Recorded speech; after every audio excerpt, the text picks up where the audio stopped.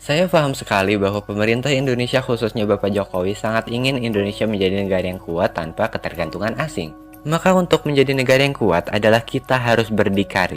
Ingin Indonesia GDP-nya seperti Malaysia 10.000, ingin pemasukan devisanya bertambah berkali-kali lipat, ingin terbebas dari berhutang ala didikan IMF dan obor Cina, bagaimana caranya? Ini bukanlah sekedar teori, motivasi, apalagi konspirasi. Bahkan jika Bapak menangkap seluruh esensi dari video ini, Indonesia bisa menguasai dunia, saya yakin itu.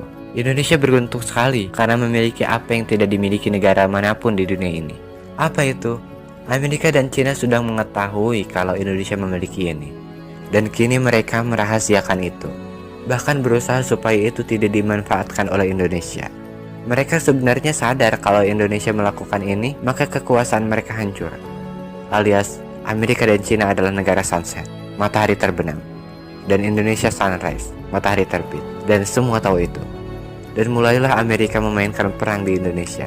Jujur, saya sebel dengan ini semua. Yang perang adalah Amerika versus Cina, tetapi kenapa battlegroundnya mesti Indonesia sih?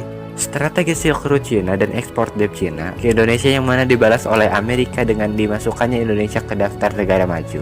Negara yang berstatus maju tetapi aslinya masih berkembang, mereka tak akan siap menerima tarif yang tinggi dari Amerika. Sampailah rebutan pejabat Indonesia dan Malaysia oleh Amerika versus Cina. Oke, itu adalah masa lalu. Ke depan bagaimana? Tahukah kalian apa yang Indonesia miliki tetapi tidak dengan negara lain? Benar, laut di tengah negara. Umumnya laut milik sebuah negara adalah di pinggir-pinggirnya. Jadi bisa dikatakan dengan laut itu Indonesia menjadi negara yang unik. Namun unik saja tidak akan mengubah apa-apa. Maka kita harus mengubah keunikan tersebut menjadi sesuatu hal yang gila. Bener deh, normal itu membosankan. Kita malah bertingkah seperti negara miskin. Mengapa kita terus kufur nikmat, cari hutangan? Sedangkan ribuan cara tanpa hutang sudah Allah sediakan untuk Indonesia. Coba ingat-ingat 6 bulan yang lalu, apa yang saya sarankan untukmu Ibu Pertiwi. Jika tidak ingat, saya ingatkan. Bersiaplah.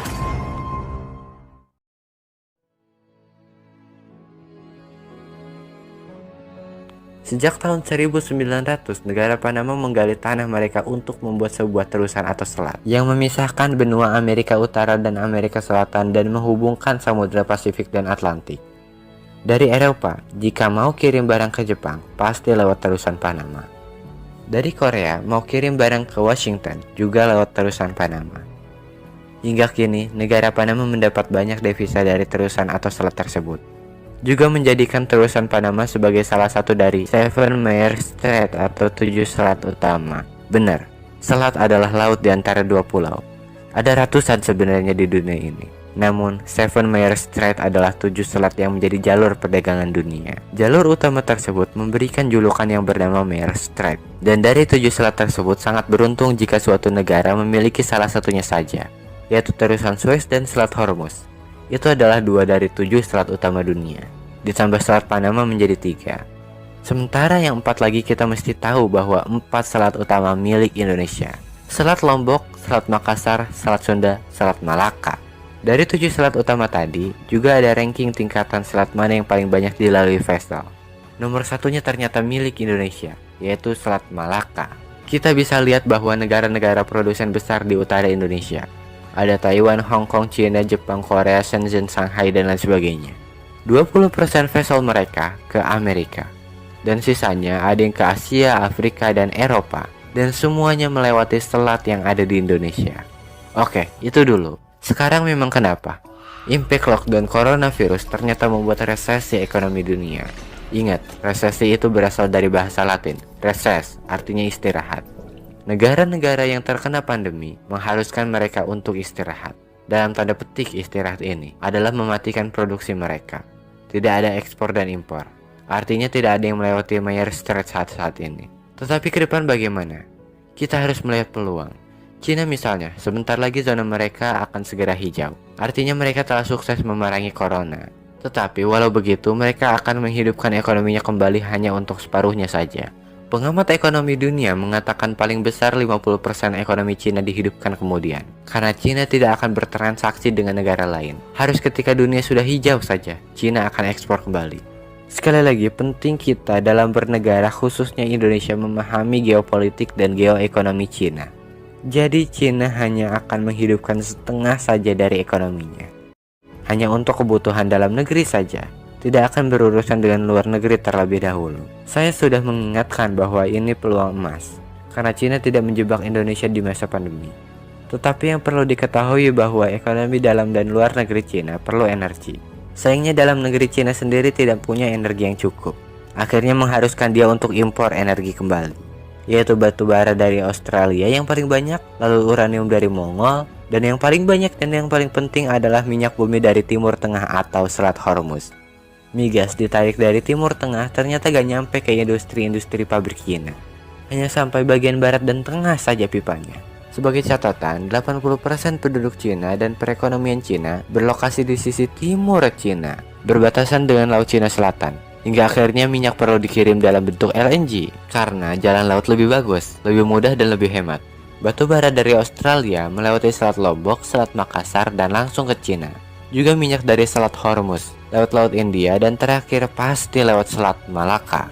Dan sekali lagi, coba sekali-kali renungkan ini. Indonesia dapat apa sih dari selat yang dipakai besar-besaran oleh Cina? Rasanya berat sebelah. Cina dapat lebih banyak manfaatnya. Cina dapat Selat Malaka, Selat Lombok, dan Selat Makassar. Cina dapat batu bara Indonesia, CPO, nikel. Cina dapat energi dari Indonesia besar-besaran. Surplus perdagangan Cina besar. Kita impor semua barang Cina. Kita kena jebakan ekspor hutang atau ekspor debt trap. Dan itu adalah kemarin, alias telah lampau, alias masa lalu. Kedepan bagaimana? Apa yang terjadi jika Indonesia protes?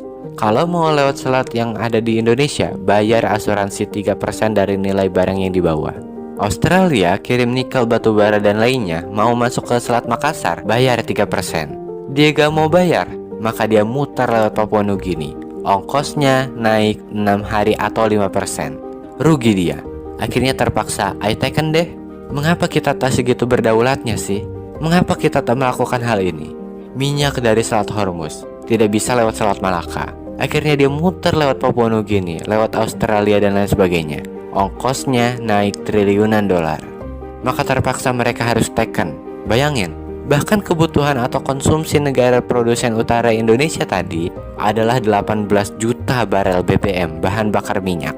Jika nilai barang yang diangkut kapal mereka kira-kira adalah 200 triliun dolar, maka 3% dari itu adalah 6.000 bilion. Indonesia tidak perlu ngutang. Dan dengan begitu, pasti nanti Cina bakal bilang kalau Indonesia itu kayak anak kecil. Tutup Selat Malaka atau tutup Laut Indonesia, terlihat seperti anak kecil. Bayangin, kalau Laut Indonesia ditutup kan bisa lewat sisi Malaysia, gitu ya. Sok aja lewat sisi Malaysia, tetapi tetap laut terdalam milik Indonesia. Atau apa yang terjadi jika Indonesia dan Malaysia kompak tutup Selat Malaka? Dan ini ada hal yang Cina tidak inginkan, yaitu Indonesia dan Malaysia kompak.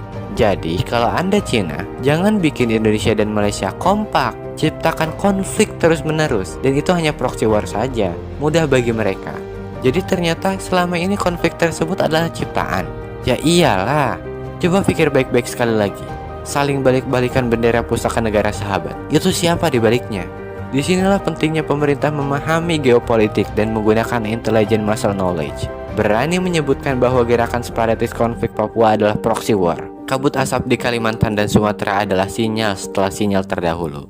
Jujur, coba merenung sekali lagi. Cina dan Amerika terus memainkan peperangan mereka, tetapi battlegroundnya atau arenanya adalah Indonesia dan Malaysia. Rebutan pejabat negara. Misteri ditembaknya MH17 yang mana membunuh Perdana Menteri Malaysia Najib kala itu. Dan titik matinya Najib adalah korupsinya 1MDB dibuka dalam operasi clandestine. Siapa yang buka? Sulit memang membaca operasi intelijen seperti ini. Hanya pengamat intelijen profesional saja yang bisa. Itu pun hanya bisa meraba dari data yang ada. Dan di sisi Indonesia, lone wolf atau teroris tunggal serang polisi. Pasangan suami istri tiba-tiba berusaha membunuh menteri ketika baru mau keluar dari mobil tahun lalu. Dan merenung coba, mengapa guncangan ini terus terjadi sih? Mereka takut Indonesia tutup lautnya. Jadi, beranikah Indonesia membela dan mempertahankan hak kita? Beranikah nyali kita ketika Cina dan Amerika marah besar pada Indonesia? Beranikah kita melakukan hal yang gila demi revolusi Indonesia?